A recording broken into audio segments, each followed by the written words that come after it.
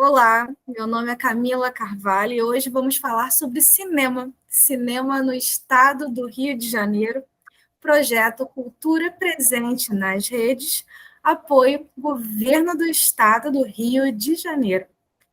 Hoje eu estou aqui com dois cineastas maravilhosos que fazem parte dessa imensa cultura do nosso estado, que é a nossa querida Rosário Boyer, o nosso talentosíssimo Elcio Raime. Primeiramente, eu vou falar dessa querida Rosário, que é um furacão de mulher, né, que faz muitas coisas, tem muitas experiências e hoje terá várias histórias maravilhosas para contar para a gente. Rosário, você começou a sua vida, né, educacional aqui no Rio de Janeiro, né? Eu vi que você fez parte do BEMIT e também estudou na Estácio, não sei se você começou cinema pela Estácio. Isso, boa noite a todos. Sí, quando eu cheguei ao Brasil, eu tinha terminado o segundo grau, né? Então, tive que fazer uma espécie assim, de equivalência, porque eu tinha estudado na Argentina para poder ingressar na faculdade. Primeiro fiz Direito na Faculdade Bennett, e depois fui cinema na Estácio Sá. Então, e assim, e qual foi essa sua predileção? Você veio da Argentina, né? Você é argentina, de família francesa, é isso? Como? Você é de família francesa, é isso? A sua família? Meu avô era francês, meus pais eram argentinos. E conta essa sua história um pouquinho, né, de como é que foi essa sua vinda aí da Argentina, se você já desde pequenininha você estava aqui no Rio de Janeiro, se você veio, como é que foi isso? Como é que foi essa sua história? Eu nem conhecia Rio de Janeiro. Eu vim, tive um problema sentimental e vim de férias, e eu gostei e fiquei. Ainda mais incentivada por aquele problema sentimental. Gente, a Rosário é um furacão porque ela, além de cineasta, ela é advogada, formada pela... Você é formada Bennett. também em advocacia pela Estácio de Sá? Não, pela Bennett. Faculdade pela Bennett, né? Tá. Por cinema pela Universidade de Estácio de Sá, sócio fundadora da Internacional Produções, especializada em filmes de autor, e diretora e fundadora do Festival Brasil de Cinema Internacional, que está na sua 7ª edição aqui no Rio de Janeiro. Produziu e dirigiu 12 filmes, entre os que se destacam Velório em Família, o primeiro filme brasileiro Dogma 95 e Os Tubarões de Copacabana, recebendo prêmios e reconhecimento internacional. Bastante coisa, né, Rosário? Gracias a Dios. Sí, fue bien, así yo tive una pasión por los cinema, ¿no? Cuando ingresé, salí de la facultad de Derecho y luego entré en cinema. Y me apasioné locamente por los cinemas, ¿no? Dei todo o que podia dar, assim, falaram, porque ninguém chama um diretor, muito pouco, assim, você teria que produzir. Aí eu estava abrindo produtora. Tudo o que se podia fazer. Eu trabalhava com turismo também, então o dinheiro que ganhava no lado gastava no outro. Para aí. Embora. Porque eu sempre banquei meus filmes assim, né? Nunca ganhei um festival, um edital. Ganhei festivais, ganhei prêmios, mas nunca ganhei assim um patrocínio, não. Então, sempre colocava o dinheiro. Y China, un montón de amigos como ese, así, que ayudaban también, y otros tantos que siempre estaban dispuestos ahí a trabajar gratuitamente, ayudar con figurinas, con todo. Entonces, a coisa iba así, saindo. E foi uma E, época muito boa. Rosário, uma outra dúvida, né? O nosso estado, claro, é palco de cenários lindíssimos, né? E um desses cenários é Copacabana. Então, me explica o porquê de você ter escolhido Copacabana como cenário do seu filme, né? Famosíssimo, Barões de Copacabana, né? Hiper aclamado. Então, o que você pensou ali para ter escolhido esse cenário? Bom, eu namorei 10 anos com um surfista, semi-profissional, e então, eu não sei nadar, nem vou muito à praia, mas convivi muito com a galera do surf. E por isso foi que decidi fazer esse filme sobre surfistas amadores, porque de fato eles já não eram garotinhos, né? Então, lógico, a praia é um cenário maravilhoso. A praia tem tudo a ver com o Rio de Janeiro, né? Está já todo prontinho. É difícil filmar na praia porque precisa muitos permissos. Rosário, eu queria fazer um comentário, né? Para um cineasta, o estado que oferece mais opções de locações sensacionais é o Rio de Janeiro, não é? Não existe nada mais cinematográfico do que o Rio de Janeiro. Por isso também. É muito mais fácil conseguir coisas, foi muito mais fácil conseguir coisas. É mais fácil se apaixonar por um homem do estado do Rio de Janeiro, né? Seja fluminense ou carioca.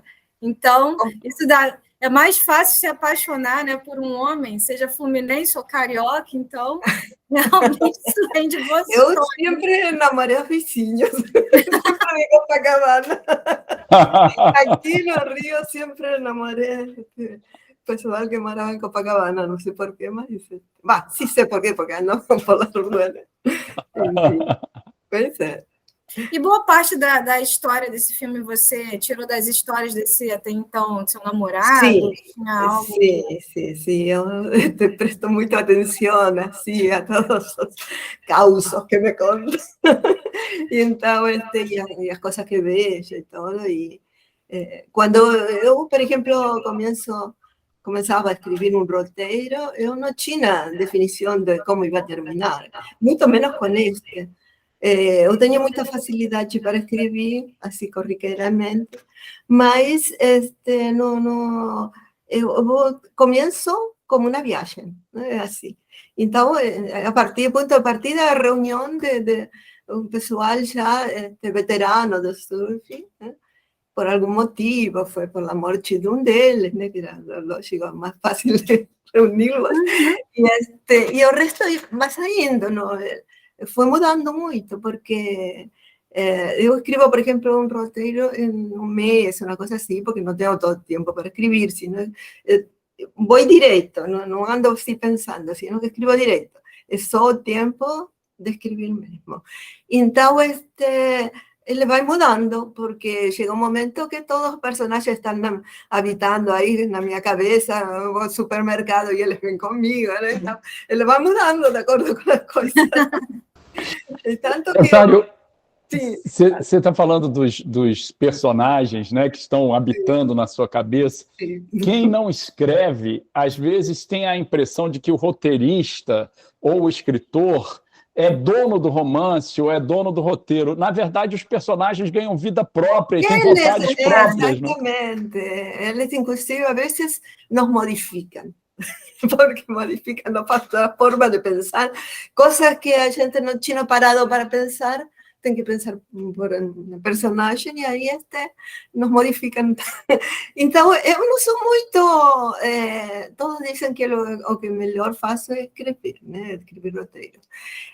Mas eu escrevi roteiro só para dirigir, porque é aquela coisa, né? O cinema do autor.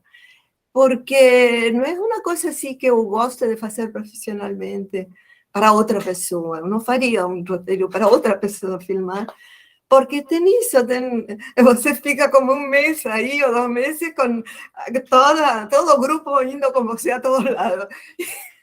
Ele acompanha mesmo, de noite, na hora de dormir, o tempo inteiro, né? Eles amanecem e vão dormir com a gente. Bom, eu como ator, fui privilegiado de fazer alguns dos filmes da Rosário, né? Eu tive a oportunidade de participar do primeiro Dogma 95 do Brasil, Velório em Família. Tive a oportunidade de fazer os Tubarões de Copacabana também, e a República das Canetas Perdidas, que é uma coisa uma delícia, uma história maravilhosa. deliciosa. A história é maravilhosa. E eu acompanho muito a genialidade criativa e também a genialidade diretiva e a genialidade produtiva da Rosário. E é uma coisa sensacional. La producción es producción de trinchera, como decimos en Argentina, porque es producción de pegar aquí, sin dinheiro, pegar um pouquinho de cada coisa. E conseguir tornar os sonhos realidades, né? Por exemplo, o Festival Brasil de Cinema Internacional é um fenômeno, porque é um festival independente com um impacto global. O impacto global do Festival Brasil de Cinema Internacional é sensacional. A Rosário é diretora e fundadora, né? É o maior festival independente do Brasil, digamos. Sem patrocínio é o mais importante, né? Lá fora, o festival é mais conhecido, é identificado como festival oficial do Brasil, por levar o nome Brasil.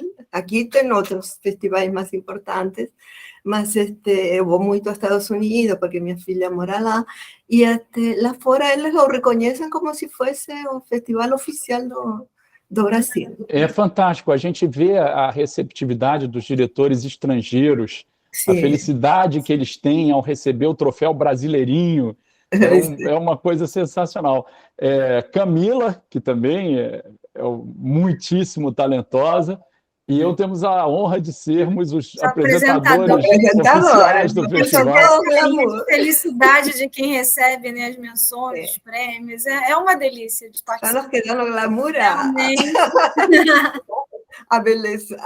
E a noite do Oscar, né? Que a gente consegue fazer, né, Rosário? Exatamente. Porque fica uma coisa tão bacana, aquela confraternização do mundo do cinema, aqueles cineastas, aqueles atores, aqueles diretores, aquele pessoal todo presente, respirando cultura, transpirando cultura, realmente um fenômeno. E aí, quando a gente pensa que a Rosário foi a fundadora de todo esse sonho, né? E uma coisa que cada um contribuindo com o que pode contribuir de ajuda de trabalho, de ajuda de criatividade, e conseguir juntar tantos artistas, não é? De uma forma independente, realmente é fantástico. E eu acho que é importantíssimo para a vida cultural fluminense, importantíssimo para a vida cultural brasileira e até internacional, porque divulga o cinema internacional também de uma forma fantástica. Todo é como na rua de duas mãos. A gente conhece o festival anterior e eles nos conhecem. E em 2019 eu estava na Califórnia, né? Aí já tinha ido falar com vários produtores, iba a levar o festival a fazer uma mostra lá para começar, depois talvez um festival. E aí foi como começou a pandemia e só voltei em 2022. Mas já estava todo encaminhado para fazê-lo em Hollywood. E, Rosário, o que te inspirou a criar o festival? Como? O que te inspirou a criar o festival? Porque quando eu vi que filmar era difícil, mas possível. Mas o que freava a produção independente sempre era a distribuição. Você não consegue distribuição se não tem dinheiro, porque a distribuição é paga, né? Tem que dar dinheiro para que eles possam fazer. Então, aí ficavam todos, ficam represados todos os filmes independentes na parte da distribuição. Filmar se filma. Assim, quanto mais carismático é o produtor, mais consegue adesão de amigos, de outros artistas, não? É uma questão de empatia. Mas depois de distribuir, aí necesita dinheiro e muito, né? Que tem que estar no orçamento de qualquer edital, de qualquer coisa assim, ou de qualquer patrocínio. Mas como aqui não tem nada, não podemos fazer. Mas, assim, toda a gente conseguiu filmar com atores famosos, né? E tudo isso que faziam de graça. Só por o fato porque gostaban a veces del roteiro, por ejemplo, los tubarões de Copacabana fue muy emblemático, porque todos eles eran surfistas también, entonces, hasta o editor está morando en Tailandia, un lugar así, es un paraíso de surf, y él era o director de Record de edición, y él vendió todo un día y fue a vivir, morar lá y abrir una posada. Mas hasta él era surfista y por eso fue que fez edición de grasa, porque es carísima. ¿Sí? Maravilha.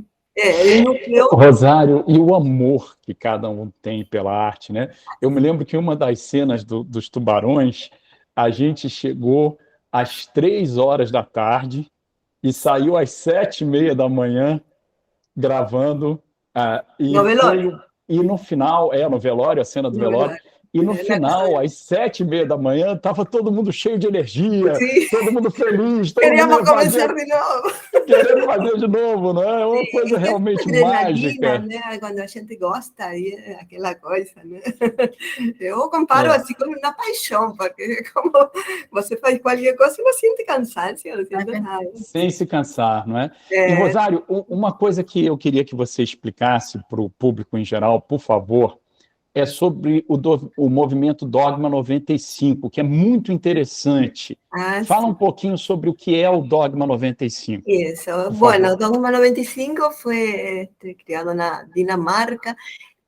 Es un movimiento más bien restrictivo, ¿no? Porque él restringe, en aquel momento ya comenzaba nueva tecnología, entonces él marca así a volta a origen, al cinema puro, cinema que tiene que tener una buena actuación y un buen roteiro sin ningún aditivo. Él, por ejemplo, no puede tener luz artificial, a cámara tem que estar na mão, não pode ter, por exemplo, nenhum tipo de ação assim que não exista no próprio cenário, não pode matar com uma bala, tem que morir a pessoa. Tanto foi que como meu tinha um velório, tivemos que filmar no cemitério, né? No cemitério. E se não me engano, Rosário, uma das datas da filmagem, por acaso, era uma sexta-feira 13. Sim, uma sexta-feira 13. Foi também no estado do Rio de Janeiro. No estado do Rio de Janeiro. Tem 2 Jardim da Saudade. Um é em Sulacap, o outro era em... Como se chama? Não me lembro o bairro, mas era passando a Barra. E uma coisa muito interessante é que uma das regras do Dogma 95 é que não pode ter som incidental, tem que ser na hora, tem que ser tocado na hora. E também não pode ter caracteres de computador gerando os créditos. E aí a Rosário bolou uma forma que é a forma mais genial que eu já conheci de apresentar os créditos, né? Porque imagina, você tem que apresentar os créditos sem poder usar música pré-gravada e sem poder apresentar os caracteres de computador passando pela tela, você imagina a dificuldade. Então, eu tinha algumas peças clássicas compostas, né, para o piano, aí a Rosário me pediu para mostrar, eu mostrei algumas, e foi sensacional, porque ela gostou de uma valsa especificamente, eu terminei, já tinha o tema pronto, eu terminei de desenvolver obrigado, terminei de desenvolver para o filme, e aí a cena final foi eu tocando num piano lindo de cauda. E escrito à mão? Os créditos escritos na mão foram. Isso, os créditos sensacionais. Como se fosse a partitura. Como se fosse a partitura. E aí eu vou passando e vai aparecendo os créditos. Que coisa, né? É sensacional. A ideia cênica...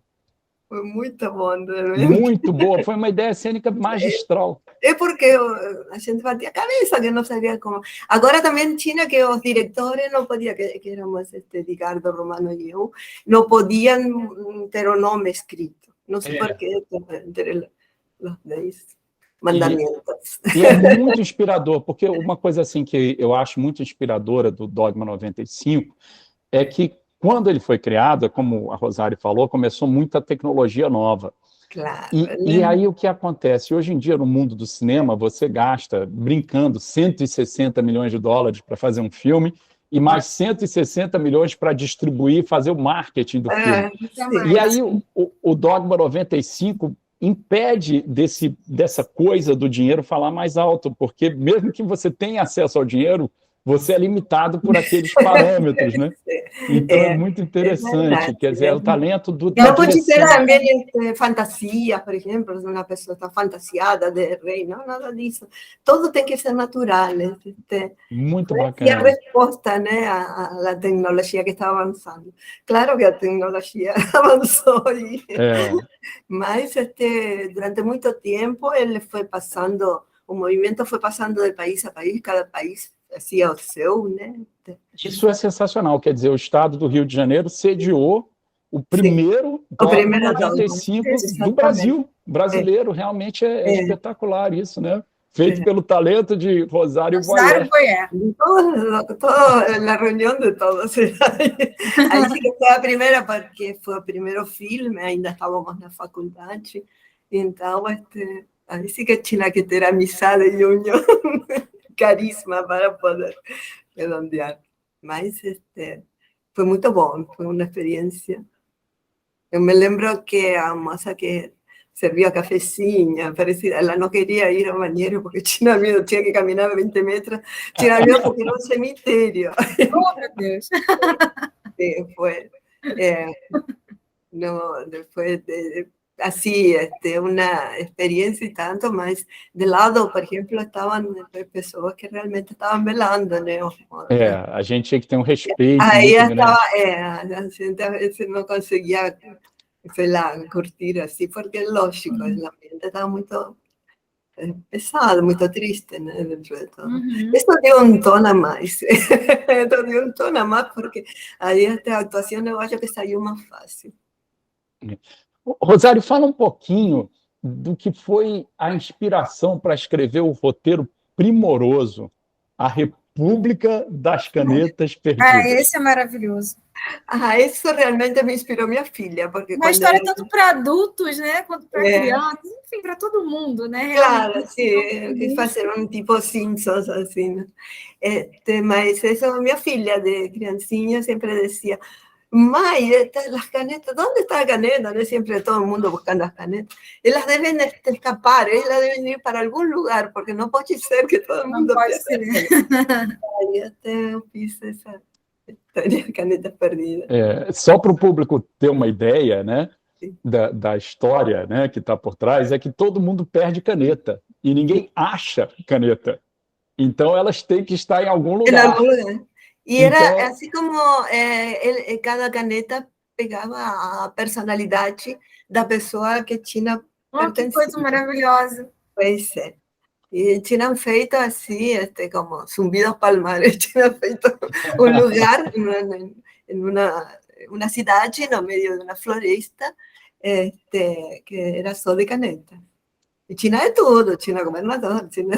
Espetacular. Uma espécie de... Então tinha um pouquinho da gente também dessa floresta, né? Já que elas adquiriam as nossas personalidades, né? Então tinha um pouquinho de todo mundo nessas florestas. Pouquinho, sim. Porque cada caneta, de acordo com quem tinha estado, ela era desse tipo. Foi muito bom. É muito sensacional.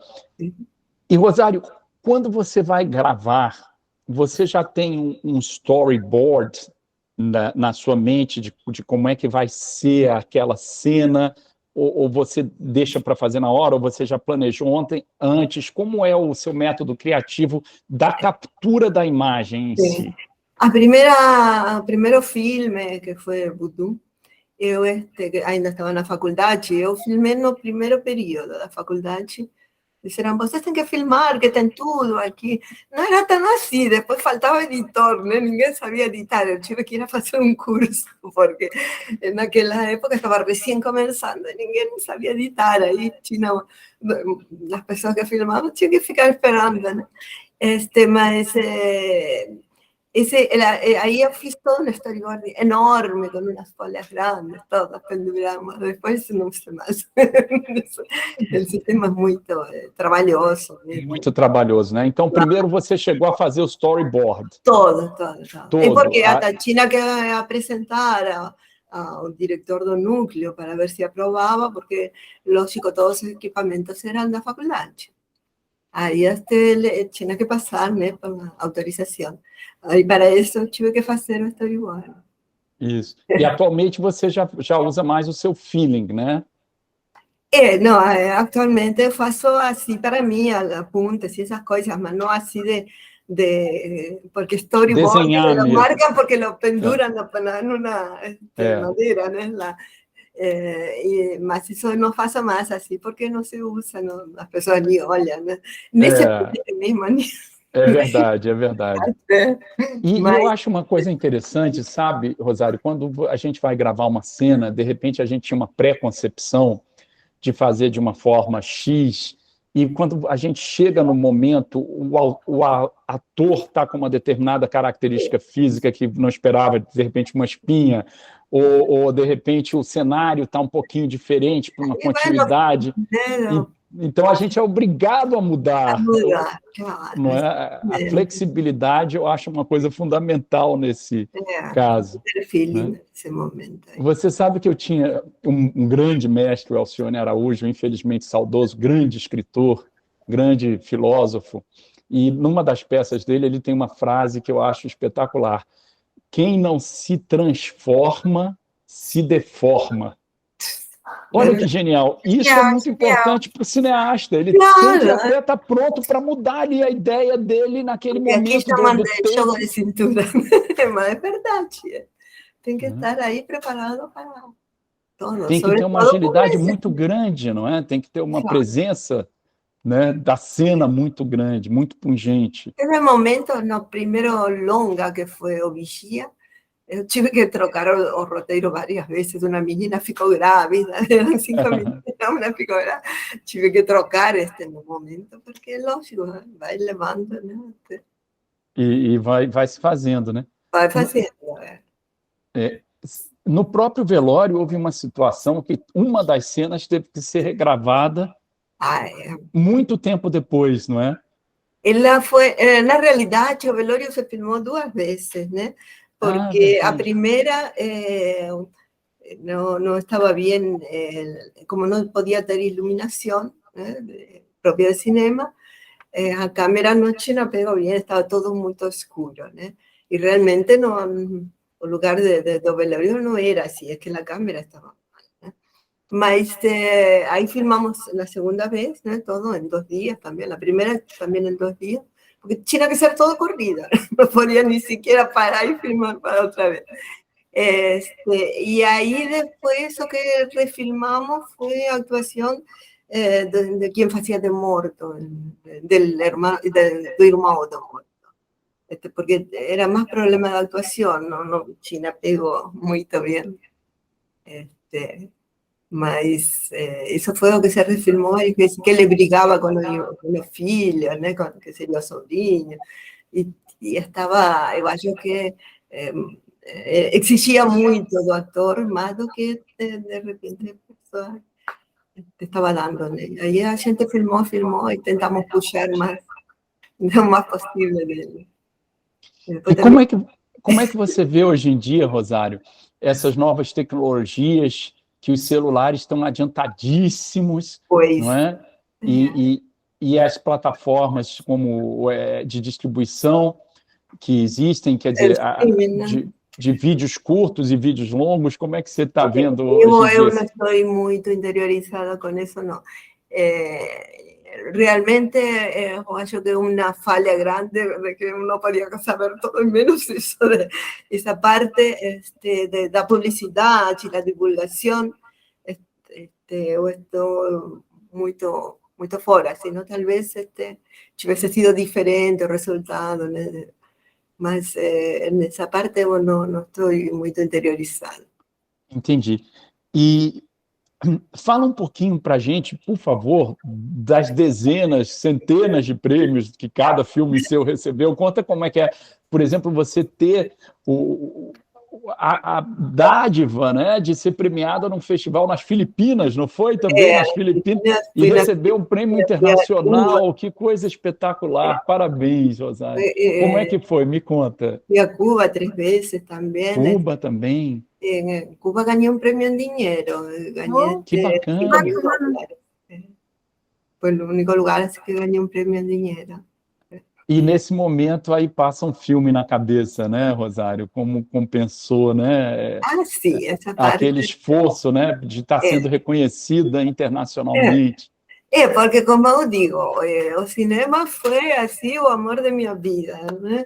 Mas foi um amante assim meio medio egoísta, porque realmente eu tenho muito, ele não me deu tanto, assim, alguna que outra alegria, mas eu continuo amando-lo. Enfim, mas são esses poucos momentos realmente que fazem valer a pena, né? A gente se segura essas coisas para poder continuar mesmo contra todo. Porque parece que hay momentos que parece que está todo contra, me da vontade de decir, bom, papá, se não quiere, não vou. Mas, Rosário, o ator ama estar na frente das câmeras, estar na frente do palco. O ator ama isso. O diretor, alguns gostam, outros não gostam. Você tem alguma coisa do Hitchcock de gostar de sempre estar presente nos seus filmes, fazendo alguma coisa? Essa foi uma brincadeira que eu fiz, justamente, que sempre apareço, mas realmente eu não gosto de estar na frente da câmera, não. Mas só fazendo figuração, assim como Hitchcock. Mas na brincadeira. Uma coisa Hitchcockiana, né? Ele tinha que ter um momentinho ali do diretor. Isso é muito bacana, né? Como uma assinatura, uma impressão digital. A gente depois você vê e diz, como estava jovem, né? Aliás, toda a coisa de fotografar e de filmar tem isso, né? Às vezes até na data a gente não gosta, quando vai ver alguns anos depois, diz, olha como diz, oh, que ali que estava. Não, inclusive, tenho uma amiga que sempre me diz, pensar que a gente se preocupava tanto com que estava gorda, estávamos sempre achando que estávamos gordos, e diz, estávamos super magras naquela época. E é verdade, né? No momento a gente não vê, às vezes, certas coisas. Você sabe uma coisa que me ocorreu agora, a gente falando sobre os registros, né? E ver a passagem do tempo através do cinema. Nós amamos história, né? Todos amam história. E as referências que a gente tem da história, às vezes não são nem pelos livros, né? Porque os livros, a imprensa é uma coisa, entre aspas, moderna, né? Digamos assim, né? A palavra impressa com Gutenberg, antes os livros eram copiados. Então, a gente tem os registros históricos. Vamos imaginar as próximas gerações, daqui a centenas de anos, a fartura de material sobre como nós vivemos hoje em dia, através dos nossos registros, através do cinema, né? Através das gravações, é um registro histórico. Todo visual superou as palavras em grande parte, né? Não, realmente eu não sei como vai estar o mundo. E eles vão poder saber muito sobre o nosso mundo de hoje no futuro, né? Pois também. Quem sabe, né? Eu tenho uma filha que trabalha com tecnologia, justamente, não? E trabalha lá em Califórnia, onde está. E realmente ela mesma disse, eu tenho medo de pensar aonde vai dar isso. Agora estão dizendo, né? Assim, falando de religiões, estão dizendo de que talvez estamos, não de religiões, sino de onde a gente vem e tudo isso, que talvez estamos dentro de um jogo de computador. Uma Matrix, né? Estamos dentro de uma Matrix. Sim, parte de um jogo de computador, e que por isso acontece. Porque na verdade, você provar que a realidade é real É um desafio filosófico, não é? E é algo, né, que o cinema já tinha dito, né? Era uma realidade, né, que o cinema já havia falado para a gente antes mesmo dos celulares, antes mesmo dessas novas tecnologias, né? Com os filmes já se aventava essa. Se adiantava, né? Dentro de uma Matrix, né? Então o cinema também veio contribuir com isso. No, y antes también aquellos filmes de los celulares, aquellos filmes de viajes espaciais, a China, Sim, e ainda nem se imaginava, né? Nos próprios desenhos animados, né? Quem dizia eram os Jetsons, né? Que falavam das tecnologias. Sim. Os Simpsons também. Eles são pessoas muito pensantes, né? Sim, sim. Cinema, geralmente. Então, a imaginação corre solta para eles. Camila, eu queria fazer uma provocação filosófica com a sua sapiência de psicologia, né? A Camila, além de cineasta, é uma psicóloga de mão cheia, que tem uma teoria psicológica espetacular, uma profunda estudiosa. Como é que você vê que uma peça de arte, como um filme, é capaz de provocar reflexões psicológicas em quem assiste? A arte em si o ser humano, ele pensa através de um filtro, né? Como se nós imaginássemos que nós somos um bonequinho e aquilo que nós vemos, aquilo que nós observamos, passa como se fosse uma linha por dentro da gente, que é o nosso filtro. Então, as experiências, aquilo que podemos contemplar, aquilo vai ter um significado de acordo com o que nós vivemos, com as experiências das nossas vidas, né? Então, aquilo que está guardado no nosso inconsciente é colocado de forma artística. Então, é totalmente subjetivo, né? Por isso que cada pessoa, né? Por exemplo, eu estou vendo um quadro atrás do Elcio, o Rosário está vendo o quadro atrás de mim. Se eu perguntar para o Elcio, vamos fazer um exercício agora, vamos fazer um exercício psicológico, vou perguntar, Elcio, me fala como que você está vendo esse quadro, o que está atrás de mim. Eu estou vendo a representação da teoria do caos. Eu acho que ele representa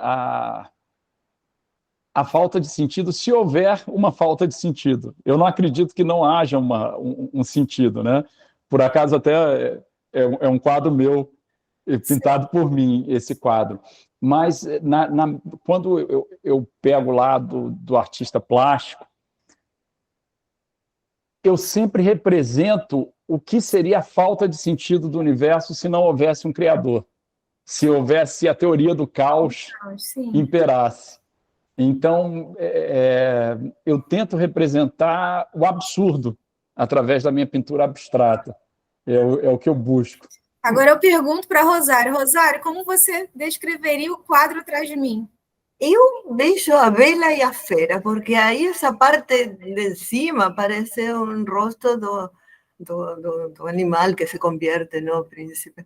E embaixo parece uma mulher com coque e com uma mão, uma coisa assim, mas a cintura e depois...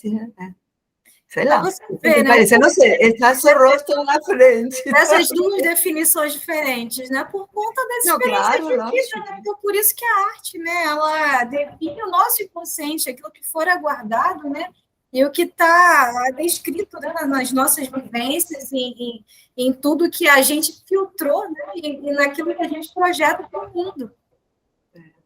Então, a arte mostra o que está mais íntimo, aquilo que é mais íntimo de cada pessoa, né? Então, se você quiser conhecer uma pessoa de verdade, vê o que ela valoriza de uma forma artística. Então, você vai estar conhecendo ali o íntimo dessa pessoa.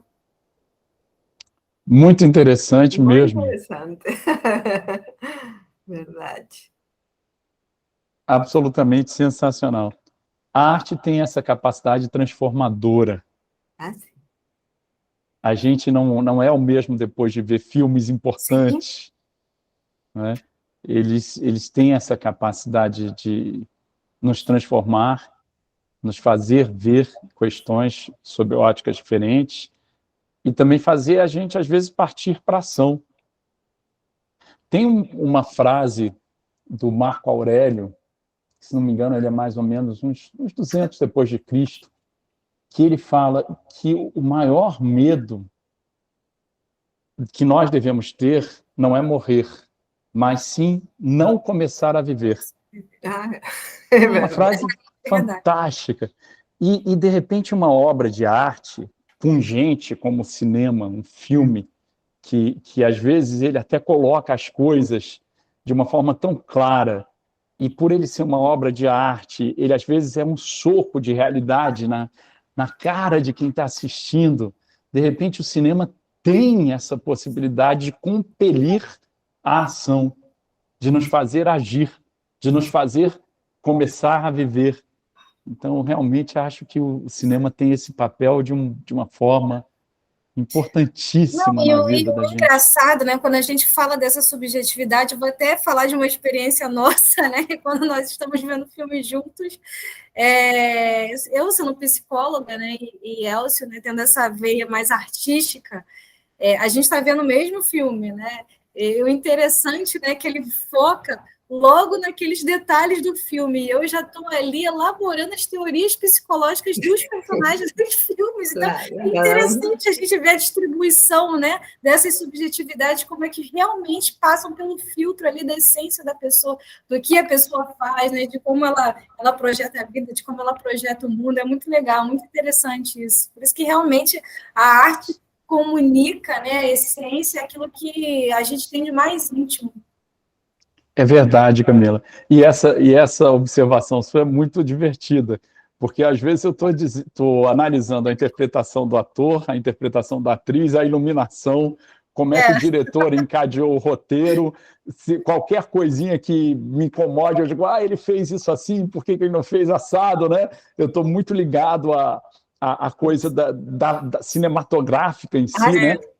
Às vezes, quando a atriz chora ou o ator chora, presta atenção se é a lágrima ou quando, do artificial. Ou quando as velas, né, já foram acesas ou não, lembra? Que eu nem tinha me ligado, ele estava atento à vela, se cenário, tinha de cenário.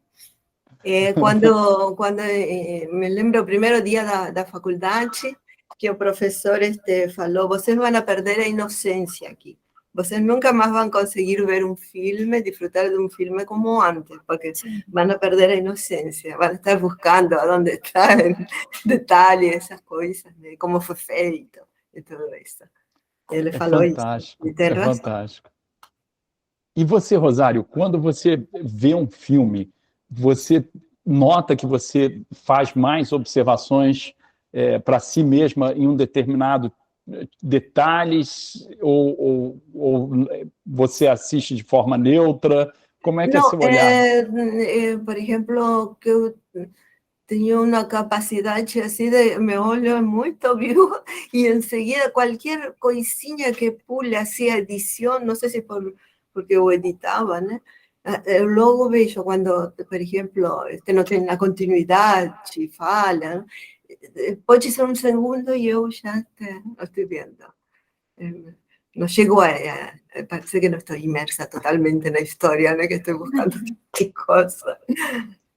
É como se fossem duas mentes, né? Uma mente vai para a história e a outra mente vai prestando atenção em todo esse detalhe cinematográfico em si, né? Da produção, da gravação, da continuidade, dos detalhes técnicos. Pois é, a beleza. Deixa eu te perguntar uma coisa também. Quando você vai compor algo para um filme, ou quando você vai buscar uma motivação, né, também para compor aquele personagem, o que te motiva? Qual a tua forma ali de concentração? O que vem à sua mente ali para embarcar, né? Tanto aí depende da necessidade, né? Depende das necessidades do roteiro, né?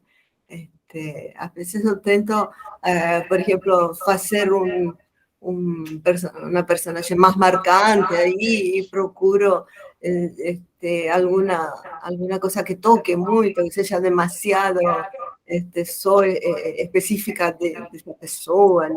O la fala, o una cosa así. Mas eso depende mucho de la historia en general. Porque como te digo, eu comienzo en blanco. Eu vou contar una historia sobre gente que se perdió en una montaña y lo dejo desde ahí, no sé más nada. Comienzo a escribir y vais saindo. Vou viviendo a jornada completa. Esa es así acompañada de todo el elenco, ¿no? Porque están todos juntos y vamos escribiendo. Ellos escriben sozinhos prácticamente. Llega un momento que le están respondiendo sozinhos, que a veces yo quería colocar otra cosa, mas esa personalidad dele va a responder así. Es como cuando vos acompaña una serie en televisión mucho tiempo, que vos ya sabe cómo los personajes van a sei lá, tem alguns que são muito característicos, tem alguns fatos muito marcantes. Você já sabe como vai responder, a forma que vai a tomar. O mesmo acontece. Camila, eu acho assim que é muito interessante. O Rosário deu uma resposta muito interessante como roteirista, né, e como diretora. Eu vejo muitas coisas também pelo lado do ator, que eu amo atuar, né? Eu, quando vou fazer algum personagem, eu tento vestir a sensação daquele personagem. Eu tento pensar com o cérebro do personagem. Como aquele personagem reagiria àquela situação, dado o background que eu sei que aquele personagem teve, de vida, o que o roteiro, ou que a peça me proporcionou saber daquele personagem. Agora, é uma coisa interessante que, quando a gente já conhece numa obra fechada o final do personagem, isso permite que a gente já tenha uma inferência sobre um passado que às vezes não está colocado. Sim, claro, em filmes isso acontece. Acontece muito, você sabe, né? o final, exatamente. Exatamente. E a gente tem que tomar um cuidado enorme para não se contaminar com isso e não entregar na atuação o final, se a gente já souber o final, né? E até tocar nesse assunto, né? Até de uma base psicológica, né? Porque a maioria dos atores fazem terapia, né? Justamente por conta disso, né? Para poder separar, porque muitos embarcam, até tiveram alguns casos recentes, não vou citar os nomes aqui, né? De atores internacionais que prolongaram aquele personagem, né? Até aclamados, né? Muito de mas que prolongaram aquele personagem e foi difícil sair do papel. Claro, isso é difícil, né? Sim, sim. Muda a personalidade. Teve que entrar psicólogo na jogada, porque realmente eles colocaram aquilo dali para dentro. Sobretudo quando são novelas, é prolongado, é um tempo longo, né? O filme geralmente começa, termina mais ou menos uns meses. Mas quando é uma novela que dura ano, a pessoa a veces não consegue sair, não. Sim, sim. Tem um filme aí muito famoso que eu não posso falar. Como?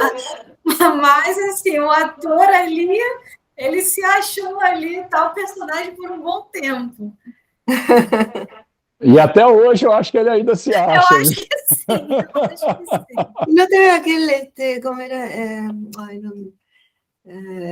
Que fazia que fazia Drácula, que le pidió para estar no caixão com as vestimentas de Drácula.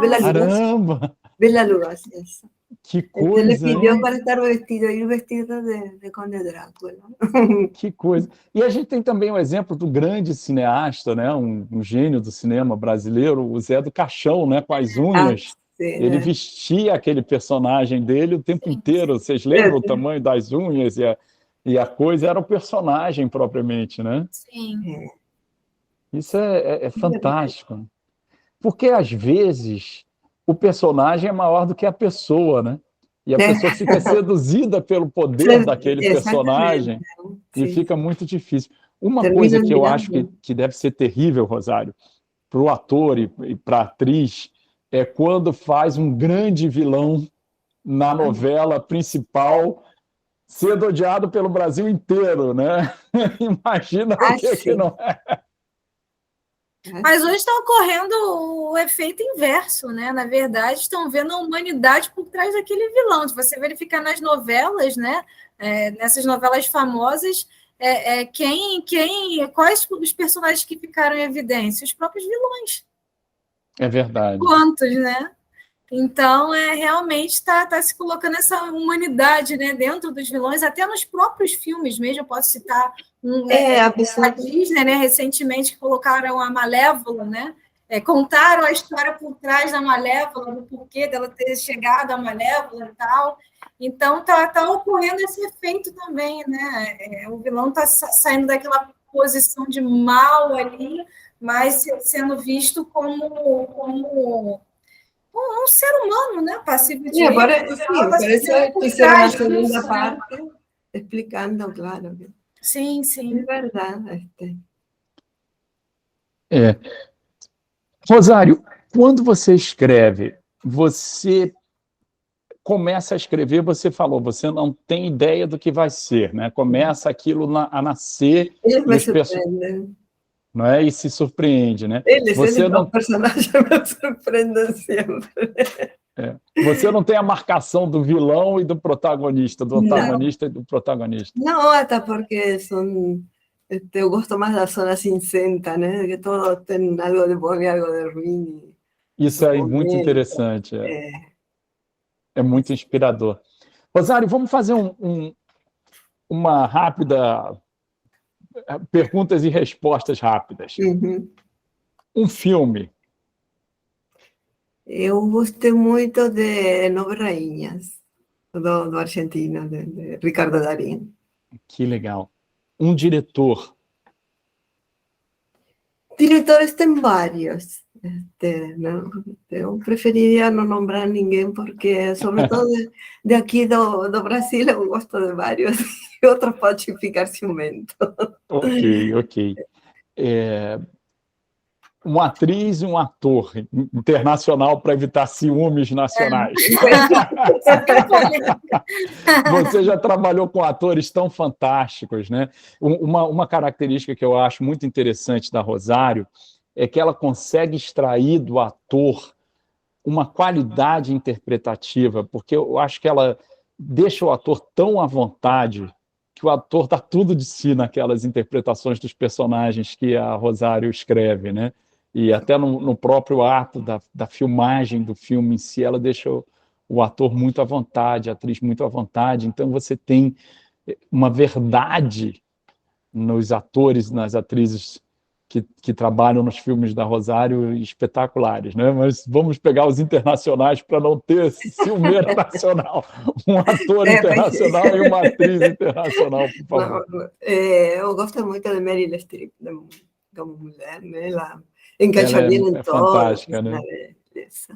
E de Brad Pitt, porque ele é lindo e além de lindo trabalha bem.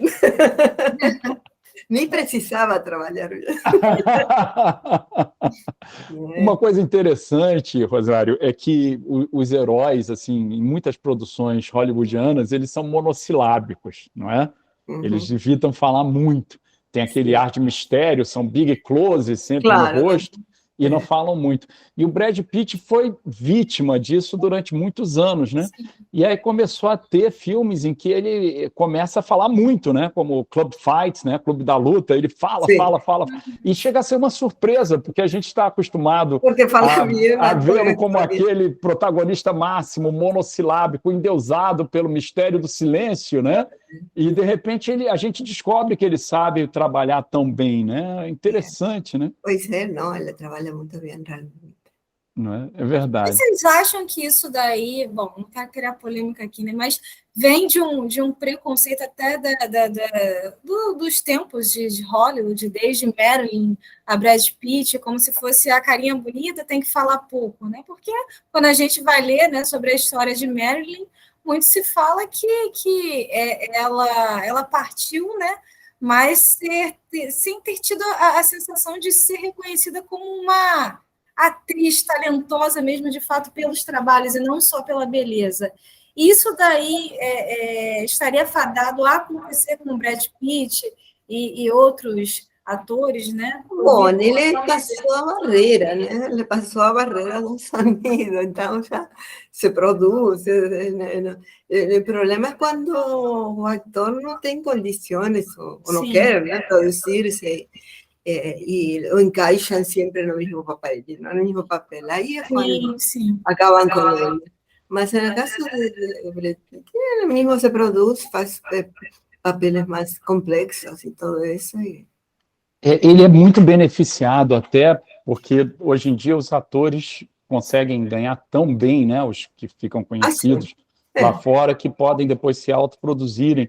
Claro. E as tecnologias também estão mais fáceis, né? Então fica mais fácil barrar esse limite imposto. Um ator que sofreu muito com isso foi o Elvis Presley.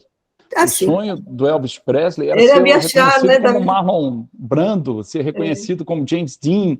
Era o sonho dele. Poder fazer giras e andar por outras, né, ser conhecido no mundo inteiro, e, sin embargo, ele não conseguiu, não conseguiu sair desse. E era um problema, porque sempre davam estereótipos para ele fazer como ator no cinema, né?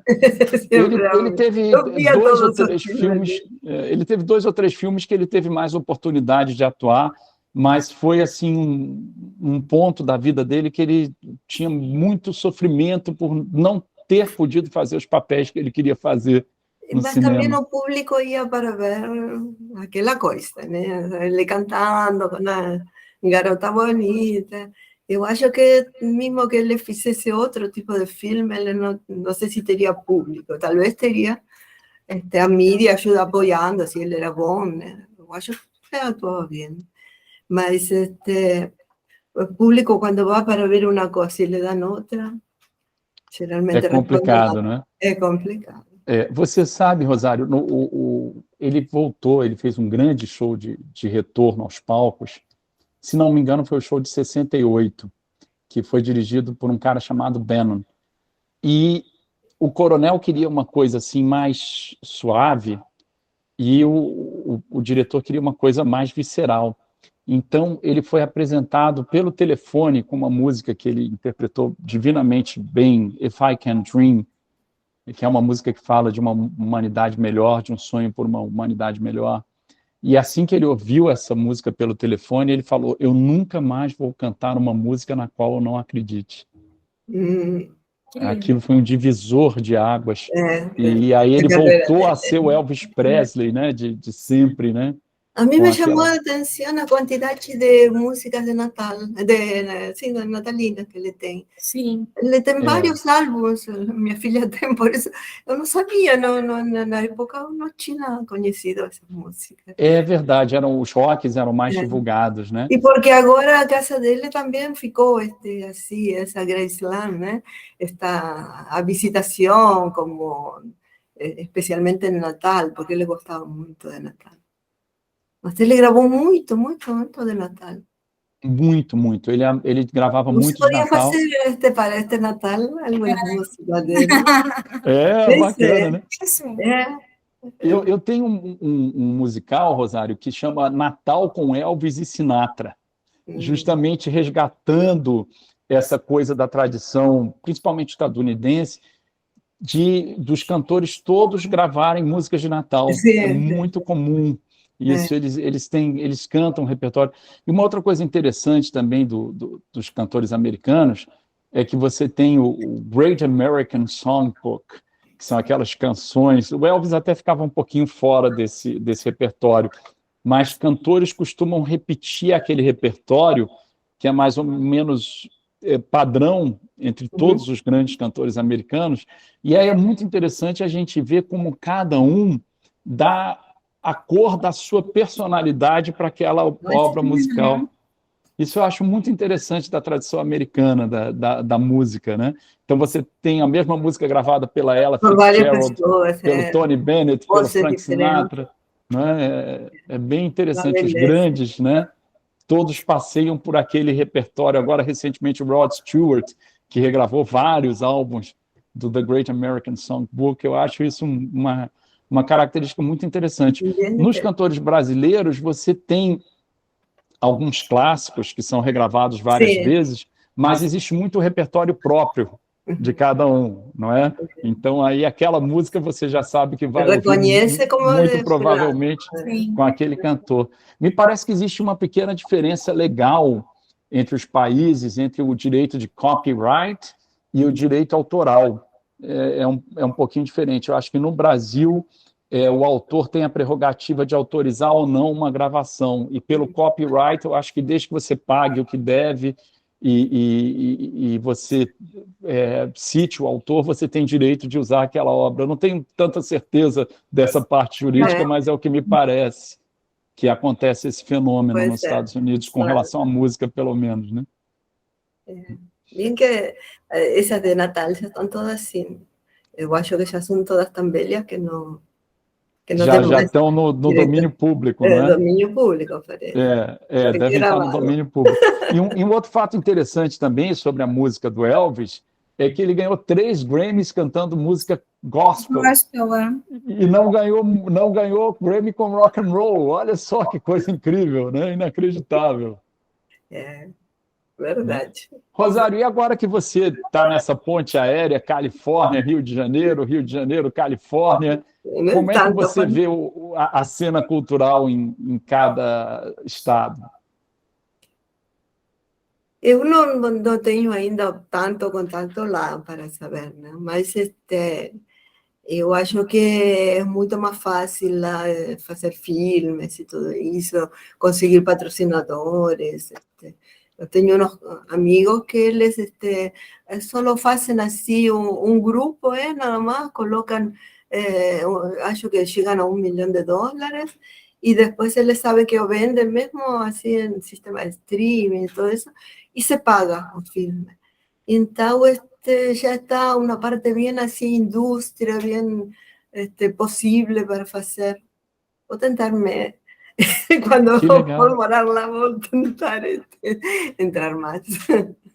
Que bacana, bacana. Então, eles fazem tipo uma cooperativa para...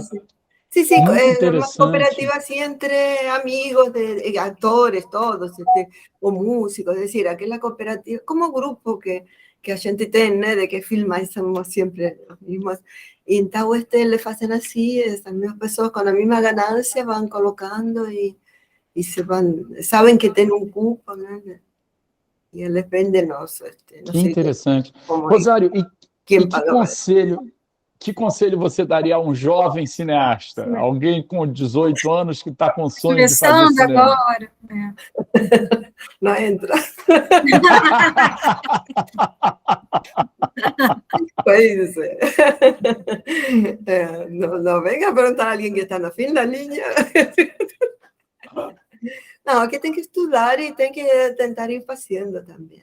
É diferente, a vezes, quando se comienza muito jovem, quando se some também é mais fácil, né, de poder estar acompanhando produções e coisas, né? As mulheres a vezes temos mais dificuldade, né?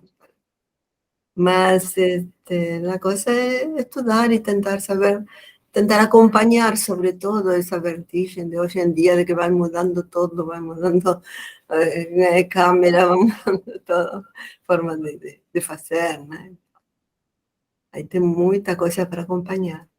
Rosário, e os projetos aqui para o Rio de Janeiro, para o estado, o festival também? Eu gostaria de voltar a fazer o festival, só que até agora não consegui recursos.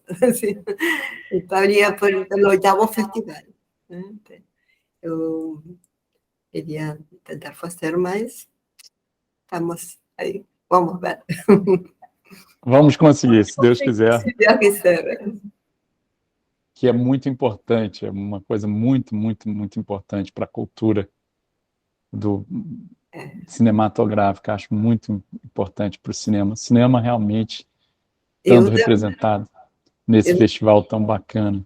É bonito. Eu antes colocava dinheiro, mas como falei, trabalho com turismo, na pandemia as duas coisas terminaram, a que dava dinheiro e a que levava o dinheiro. Sim. Mas agora, mesmo voltando a que dá dinheiro, eu não colocaria de quem leva, porque eu fiquei com medo, lógico. Passei momentos assim bem difíceis, né? Então, isso eu não faria de novo assim. Vamos ver, se sai de conseguir um patrocínio, aí eu faço, assim, não. Vai ser difícil. Vamos conseguir, se Deus quiser, vamos conseguir. Com certeza. Camila, você quer fazer alguma pergunta a mais? Sim, eu queria que, para finalizar, né, com uma frase da Rosário, né, que falasse sobre o cinema no estado do Rio de Janeiro. Qual frase que você colocaria para o nosso projeto, para o pessoal, né, que está fazendo cultura através das redes, né? Qual seria a frase de uma grande diretora, de uma grande cineasta? Qual é a pergunta? O cinema no Rio... Cinema no estado do Rio de Janeiro. Que frase você diria para o público que consome o cinema? É o cinema no paraíso, porque realmente tem todo lindo, tem todo sabendo aproveitar, é o cinema no paraíso. Ótimo, cinema no paraíso, sem frase melhor. Como? Cinema no paraíso, né? Não tem... Genial, genial, genial. Porque o Rio de Janeiro é um paraíso. Imagina, filmar é uma delícia. Com certeza. Rosário, você quer falar alguma coisa que a gente não tenha te perguntado? Você está com o microfone aberto. Nos entusiasmamos, eu acho. Muito bom, não é? Maravilhoso. Deixa eu fazer mais uma perguntinha que me ocorreu aqui. Você, como diretora, o que você vê como um elemento imprescindível num ator e numa atriz? Um elemento fundamental no ator e na atriz, na arte de interpretar. Tem que ter versatilidade. Tem que ser muito versátil, porque às vezes o ator lê o roteiro e ele faz uma construção diferente da que o autor quis, né? E no caso, se o diretor, o autor é o diretor, pior. E a veces eles não conseguem acompanhar. Então, eu acho essa parte de ser versátil, de poder de escutar e de, no caso, mudar o que ele imaginou que era e que, por exemplo, o diretor disse que não. Isso é muito importante. Muito bacana, a versatilidade de um ator. Genial, genial. Pessoal, então eu queria agradecer a vocês dois, tá? Que com certeza abrilhantaram esse projeto, né? Com essas experiências que foram realizadas através de risadas, né? De momentos, né? De contos. Qual o nome do seu projeto? Foi Causos em Elcio? Sim. Esse do edital desse ano se chama Encantos e Encontros Fluminenses. Oi, que lindo. Aqui não deixou de ser um encanto e um encontro fluminense, né? Então, pois é. É um passeio sobre seu projeto. É um passeio sobre a música e sobre a literatura no estado do Rio de Janeiro. O do edital passado foi Causos da música fluminense. Eu, aliás, gostaria muito de parabenizar o governo do estado do Rio de Janeiro, a Secretaria de Cultura do estado, maravilhoso. Que é um projeto maravilhoso que, durante a pandemia, permitiu que a produção para a internet, né, de peças audiovisuais se mantivesse, né, no estado. É uma coisa muito, muito bacana, uma iniciativa extremamente importante. Pois é verdade. Gente, então, um beijo, agradeço também. Eu agradeço a todos. Agradeço a todos vocês também que estiveram. Eu agradeço muito também. Isso. Nossa querida Rosário, maravilhosa, super né? Em breve diretora, estaremos super cineasta. no festival, estamos aqui de dedos cruzados, né? Para mais um festival se realizar. Agora eu gostaria de fazer uma pequena homenagem não programada a Rosário. Eu ia pedir uma salva de palmas para Rosário. Eu você, gente. Muito obrigada. Querida, tchau. talentosa. Beijo. Um beijo. Tchau. Beijo.